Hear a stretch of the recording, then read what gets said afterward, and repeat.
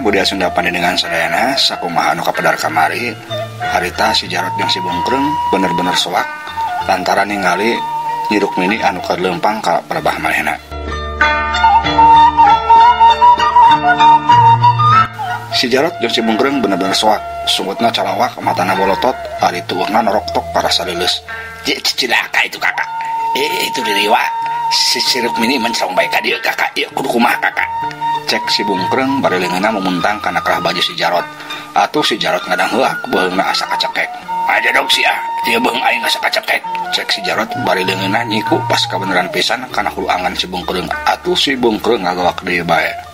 Aduh kakak, jadi ampun kakak. Cek si Bungkreng. Ari Nyi Rukmini anu keur mencerong kepala badenya katempo nyerengeh seuri. Kabeneran aing lapar ya. Aya manusia dihakan sia ku aing. Cek Nyi Rukmini. Sorana ngahaja ditarikeun kadenge pisan ku si Jarot jeung si Bungkreng.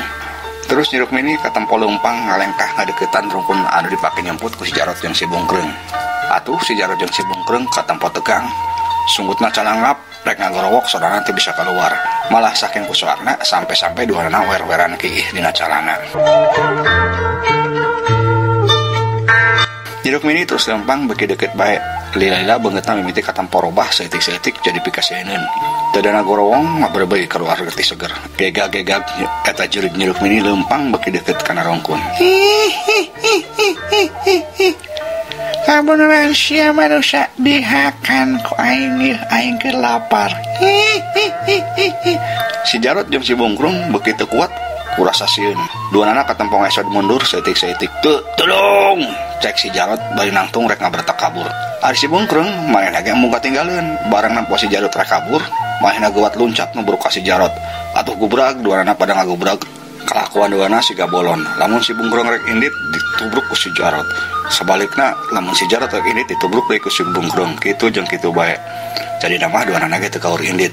Keur kitu celegedeg riwa Nyi Rukmini geus nangtung hareupeun maranehna.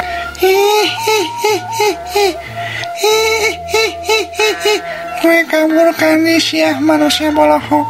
Kadieu sia ku aing rek dihakan atahnya nih. Kadenge sora riwa Nyi Rukmini ngomong beuki pikasieun.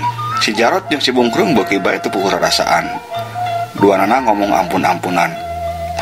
Ampun diriwa, ampun jurig, ampun juragan jurig, ampun. Kuring mah letik. Tuh si erek dihakan mah si kakak bae anu awakna busekal. Cek si Bungkreng. Ngadenge si Bungkreng malah ngasabakeun manehna, si Jarot jadi ambek. Naon sia ngomong Bungkreng, sia ngadu nyasabakeun aing. Bohong juragan jurig, lamun rek dihakan mah tuh si Bungkreng bae. Kuring mah masih gede ge, teuas dagingna. Tah mending si Bungkreng bae cakial. Cek si Jarot.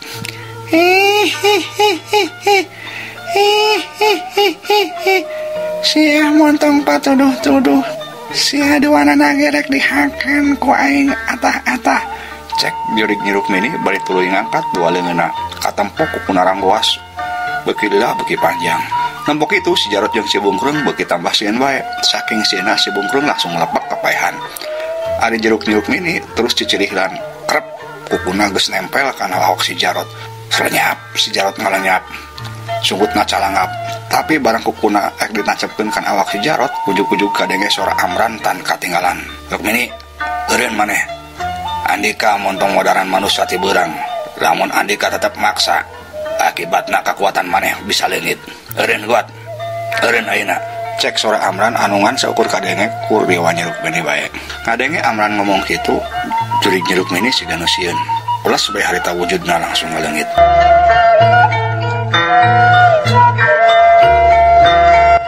Ari si Jarot baka tinggal sieun-sieunna masih katempo nyuuh sujud dina taneuh. Geus asa celep bae ku jurig Nyi Rukmini nanclep kana beheungna. Geus rada lila kumaha teu karasa aya nanaon deui. Si Jarot cengkat lalaunan luak liuk. Si horeng jurig Nyi Rukmini geus eueuh di tempat eta. Si Jarot ngarasa ngemplong. Salamet aing. Kamana eta riwaedan teh. Aduh, aing hampir bemodar. Tapi syukur aing teh sampai di podaran, cek hate si Jarot geus bener-bener ngerasa tenang. Red ngareret ka si Bungkreng anu masih kapiuhan. Ku si Jarot tuluy disampeurkeun. Awak si Bungkreng ditokeran ku manehna. Hudang sia Bungkreng, hudang. Cek si Jarot bari nokeran awak si Bungkreng.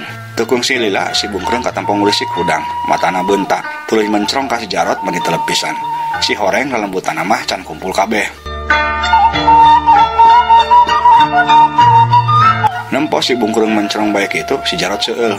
Nah sia nyalekeun bae banget aing tampiling sia ku aing, sentak si Jarot. Tapi si Bungkreng teu ngajawab. Maena kalah ngaheumbatkeun leungeunna. Klek. Ngagrepak banget si Jarot tarik pisan. Atuh si Jarot masih awakna gede ge ngagoak. Karasa ku panehna asup pating kurinya. Aduh, kurang ajar sia. Wawaniana ngagrepak ka aing. Cek si Jarot, bari tuluy maena ge ngabales ngagrepak si Bungkreng. Grepak. Bangkieung si Bungkreng ngabangkieung. Ampun kakak, ampun. Hampura kuring kakak, hampura. Cek si Bungkreng ampun-ampunan bari nutupan beungeutna sieun digrepak deui ku si Jarot. Ari sia nanaonan ngadon ngagrepak ka aing, goblok. Hayang modar sia. Cek si Jarot bari leungeunna geus meber rek ngagrepak deui si Bungkreng. Ampun kakak, ampun. Wih, balen cucungah ka kakak. Wih mah ngan hayang ngayakinkeun eta kakak asli tari Riwa si Rukmini anu nyiriwiri ngarubah wujudna jadi kakak. Tapi ayeuna uing geus yakin eta kakak asli. Cek si Bungkreng. Kurang ajar sia, kalah nyangka aing curig. Lamun aing teh weutuh ku tanaga sia di podaran sia ayeuna keneh ku aing. Gawas sia ini ayeuna. Atuh teu loba ngomong deui si Bungkreng ge tuluy nuturkeun. Cag urang tunda heula.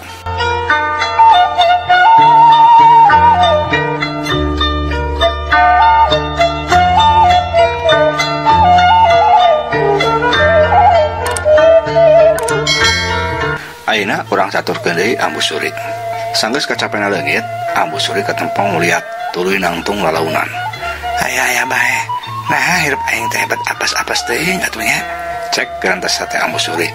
Maena luwak rieuk sieun bisi mundingna undang-undang deui kapal bahdinya. Sanggeus ngarasa aman mah tuluy bae maena hindit.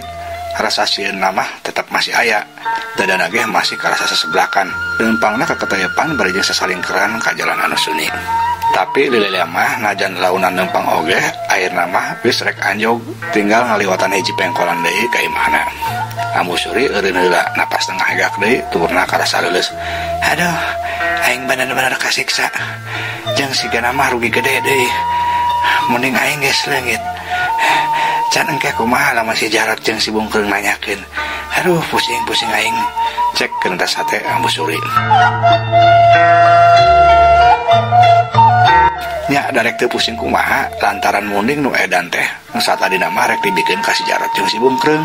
Tapi lantaran Ambu Suri teu ridho jadina kumaha dianon gaang ceulina maksudna mah supaya nyirikakeun ka si Jarot jeung si Bungkreng. Tapi antuk nama malah kamalik kana dirina sorangan. Malahan hampir maena cilaka ku pola sorangan. Akhirna mah munding leungit jadi ka si Jarot jeung si Bungkreng mah can kacumponan. Nya pastina ge kepenting si Jarot jeung si Bungkreng bakal lagi datang deui ka manehna. Sedangkan ari munding nu geus dijanjikeun geus eueuh. Lamun teu bisa mere geus pasti diancam atau wajar mun Ambu Suri pusing pisan teh. Can deui pasti katanyaan ku Basura.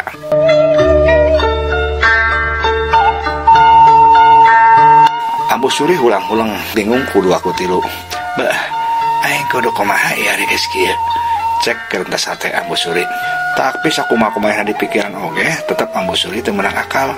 Nya anu aya mah malah sirahna karasa nyud-nyudan ngubang pisan tetempoan ge kararoneng. Akhirna mah Ambu Suri nuluykeun di leumpang rek balik ka imahna. Barang anjog ka imah, Ambu Suri ngarasa kaget jeung heran. Di buruan imahna katempo loba jalma. Bari jeung pating corowok kaok nggeruan Basura jeung Ambu Suri. Malahan katempo aya nu ngagedoran imahna sagala tarik pisan. Aya naon deui eta loba jalma ngadiung di buruan aing ya. Bari pating corowok itu siga nu keur arambek. Cek Ambu Suri dina hatena. Nempok itu Ambu Suri ngarasa heran jeung penasaran. Rasa sieuna oge aya. Dadana karasa sebelakan deui. Rek ka imah ge antukna teu jadi. Tuluy kalah nguliwet ka rungkun cau anu teu jauh ti pipil imahna.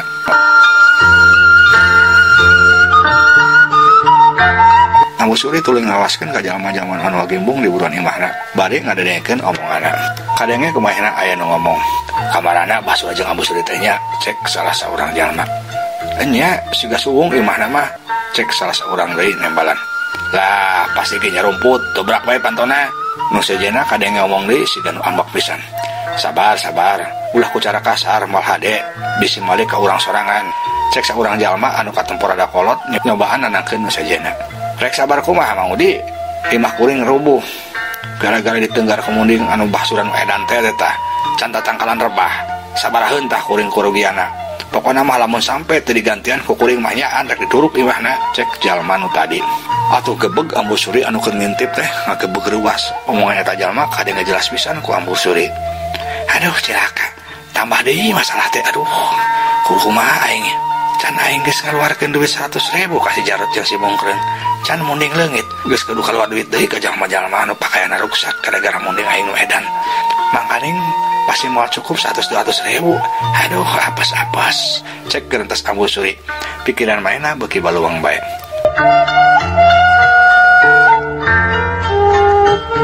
Jalma-jalma kadang-kadang pating ku corowok ngageron Ambu Suri jeung Mbah Sura. Aya oge nu bari ngagedoran panto imahna. Abah, Ambu. Keluar Abah, Ambu. Mun teu kaluar diduruk dari imahna. Cek jalma-jalma kadang beuki rame bae. Rade kitu Ambu Suri beuki soak jeung rarempodan. Aduh, kudu kumaha aing. Rek disamper bisa aing dikumaha-kumaha. Ari teu disamper meureun beuki ngaramuk. Ambu Suri bener-bener bingung. Teangan, bisi nyarumput di tukang poho di kebon. Nya bener teangan. Mun kapanggih careun bawa ka bale, pokona Mbah Sura jeung Ambu Suri kudu tanggung jawab ngaganti kerugian urang. Kadenge ku Ambu Suri jalma-jalma anu ngaromong beuki rame bae. Atuh Ambu Suri beuki teu boga rarasaan. Aduh cilaka. Nah aing teh sial-sial bae jeung sial. Cek Ambu Suri kata beungeutna beuki pucet bae. Ari jalma-jalma kadang gede rame pating gararo ka Ambu Suri jeung Mbah Sura. Malah aya sabaraha urang anu pating kuliwed ka tukang jeung ka kebon rek ngareangan bisi Mbah Sura jeung Ambu Suri nyemput di kebon cenah. Ambu Suri beuki soak jeung rarempodan. Mahina luak liuk dengan tempat panyemputan anu leuwih aman. Keur kitu katempo kumaha aya 2 urang anu leumpang ka palebah panyemputana. Atuh Ambu Suri beuki empot-potan bae. Ada nu neangan beukeulilah kalah ka beuki tambah deukeut. Ambu Suri terus culang cileung meangan tempat anu leuwih suni. Teu jauh ti sabulahkeun caeun manehna pas kebenaran aya tangkal anu daunna katempo leubeut. Terus teu pati jangkung. Ambu Suri boga niat pindah rek nyemput di tukangan eta tangkal. Malahan lamun kudu naek ge karonjat cek pikirna. Ambu Suri tuluy dongko ngorondong ngadeuketan eta tangkal. Sageus anjug mainan lalauna nangtung bari matana mah tetep cungas cengos sieun kanyahoan. Ambu Suri bener-bener can ngarasa aman. Sigana aing kudu naek ya supaya rada aman. Cek Ambu Suri. Tuluy maena muntang lalaunan kana dahan. Ari panana mah terus mencrong ngawaskeun ka jalma-jalma anu keur pating alas ruk neangan manehna. Kep Ambu Suri nyekel kana dahan. Tarekel naek lalaunan. Leungeunna nu hiji nyekel kana tangkal, nu hiji nyekel kana dahan. Ari sukuna seutik-seutik nete kana dahan anu handap. Teu sadar dina palebah dahan anu dicekel ku Ambu Suri teh si horeng aya sayang odeng. Atuh pas kabatot pisan ku Ambu Suri brak sayang odeng ragrag. Atuh odengna langsung keluar tina sayangna. Langsung pating hariang nyalameran ka Ambu Suri. Ambu Suri reuwas kacida. Awakna dikurumut ku ratusan odeng. Karasa pating calekit nyareuredan. Antukna Ambu Suri luncat pruk labus pisan ti jalikeun. Ari odeng terus ngundag-undag nyalameran. Ambu Suri beuki sasah buru-buru nangtung lompat kabur bari ingkud-ingkudan. Tolong! Cek Ambu Suri tulung-tulungan bari lompat ingkud-ingkudan.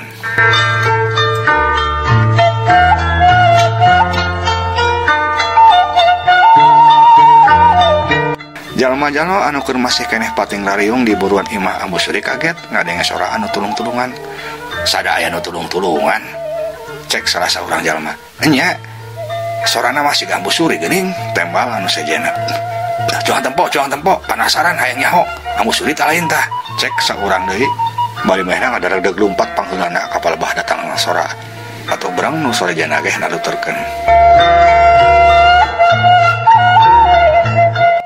Ari Ambu Suri harita terus lompatan di udag-udag ku ratusan odeng. Ciletot aya hiji odeng nyeureud kana palebah ceulina. Kuak Ambu Suri ngagoak. Ciletot teuy biritna aya nu nyeureud.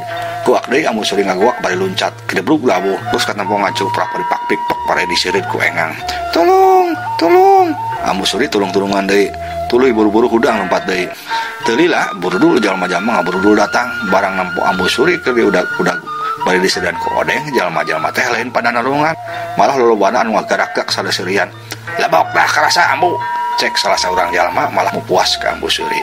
Bener tah sia, mana ge jadi jalma ulah sok telenges ka batur karasa tah wawalasna lebok sia. Cek seorang deui siga nu kedekeun pisan, manehna mah siga nu hayang leuwih puas deui bae. Tapi teu kabeh jalma barungah nempo Ambu Suri sangsara teh aya oge anu karunyaeun nyaeta Mang Udi. Manehna mah nempo kitu-kitu teuing mah teu tega, tapi rek nulungan manehna ge teu wani lantaran sieun odengna malah jadi malik nyerang ka manehna. Mang Udi mikir kumaha carana nulungan Ambu Suri. Pas kabeneran di hareupeun Ambu Suri teu pati jauh aya hiji balong bogana keneh basura ngan caina katampo hideung kotor. Da eta balong teh paranti melak lele. Di pelakan ge ku basura loba pisan, malah mah sampe ribuan lerena ge.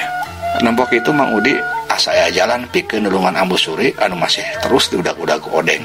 Cek pikir Mang Udi lamun Ambu Suri luncat kana balong, Ambu Suri pasti salamet moal diudag deui ku odeng.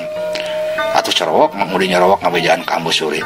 Luncat kana balong Ambu, cobian geura luncat kana balong. Ambil odengna teu udag-udag teuing ka Ambu. Cek Mang Udi ngagorowok. Ngadenge anu ngabejaan kitu Ambu Suri ngarasa bungah. Asa aya nulungan ka manehna. Atuh Ambu Suri buru-buru lompat ngadeukeutan eta balong. Barang geus deukeut cileng Ambu Suri langsung loncat kujubar kadenge ngagujubar. Tapi dasar memang kudu apes keneh. Sanggeus Ambu Suri loncat kana balong teh memang odeng mah teu ngudag deui. Ngan Ambu Suri kudu nyahareupan deui masalah nu anyar. Pas ngagebrus ratusan lele langsung nyerbu ka Ambu Suri. Paling ngegel malahan aya oge anu matil. Atuh goak Ambu Suri gogoakan tulung-tulungan deui. Leupas tina odeng kudu nyahareupan lele. Hayang lompat ka pinggir taneuhna lesang ti kolesah ti kujubar deui. Keur jalma-jalma sasaleurean. Ari Ambu Suri beuki lila beuki riweuh, akhirna mah klepek kapiuhan awakna teuleum kana jero balong. Nempo kitu jalma-jalma ngarasa reuas. Sieun namun sampai Ambu Suri kumaha onam marahna jadi katempuhan. Tungtung nama sabarwa urang kalah ngabretek kabur. Untung Mang Udi masih keneh aya di dinya. Mang Udi tuluy cocorokan antaruan jalma. Woi, rek kamarana ulah arindit. Itu tulungan heula si Ambu karunya sing kumaha onam, cek Mang Udi. Reg atur jalma-jalma teh sabagian areureun deui. Tulungan si Ambu mun sampe kumaha-kumaha, hop tah tanggung jawab. Lewat tulungan, cek Mang Udi deui. Ari kitu mah daek teu daek. Sababaraha urang jalma tuluy balik deui rek nulungan Ambu Suri.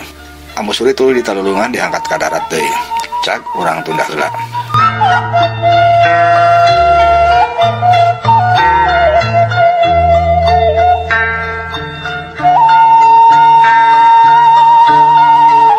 Ayeuna urang saturkeun deui basura sapara kanca anu masih keneh di perjalanan rek balik ka lembur luhur. Kabehana ge ayeuna mah ngarasa ngemplong sabab Aki Jumat dukuna basura anu dianggap kumaha sakti teh daekeun narekahan kaayaan di lemburna. Malahan Bah Jumat ge kabawa tilu ka lembur luhur. Atur nuhun Aki, tos kersa ngiring ka lembur luhur, abis sapara kanca ngarosbi ngabisan. Cek Pak RT kadenge ngomong, "Mohon Aki, abdi ge nganuhunkeun. Alhamdulillah Aki tos kersa direpot kusim abdi sapara kanca." Cek tua kampung Inu Mairan. "Deuna naon ujang? Ieu mah geus kawajiban Aki nulungan ka sasama." Cek Aki Jumat.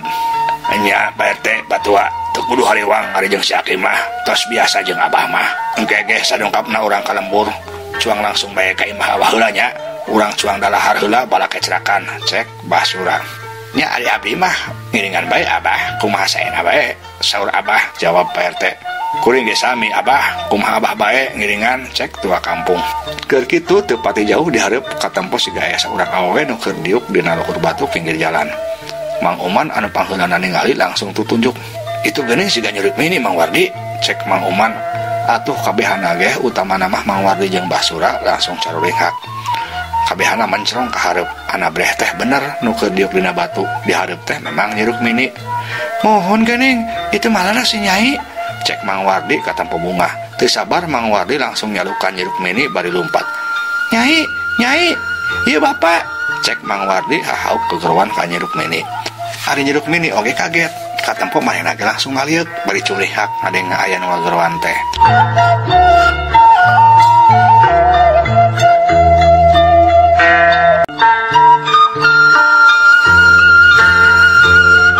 Mitra budaya Sunda Panindengan sadayana manawi sakeheula dongeng anu judulna ditagih pati Kuluriwa bagian ke-10. Insyaallah enjing ulang teraskeun deui. Ieu dongeng dikarang ku pribados Kang Abun Burhanuddin oge di pedarku pribados. Hapunten kakirangana mugi akatampi kalayan kabengahan. Assalamualaikum warahmatullahi wabarakatuh.